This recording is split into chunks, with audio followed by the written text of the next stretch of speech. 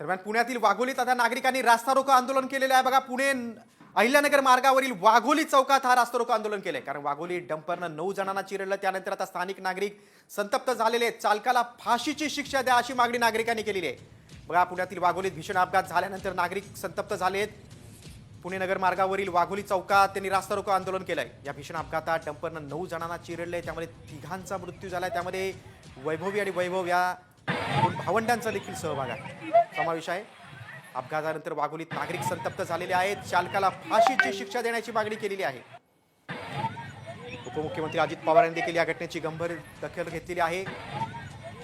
अमरावतीमधील सगळे कुटुंब होते, मजुरी करण्यासाठी पुण्यात आलेले होते, फुटपाथवर झोपलेले होते। 9 जणांच्या अंगावर हा डंपर गेलेला आहे। चालकाला फाशीची शिक्षा देण्याची मागणी आता वाघोलीतील नागरिकांनी केलेली आहे। वाघोलीत डंपरनं 9 जणांना चिरडलं।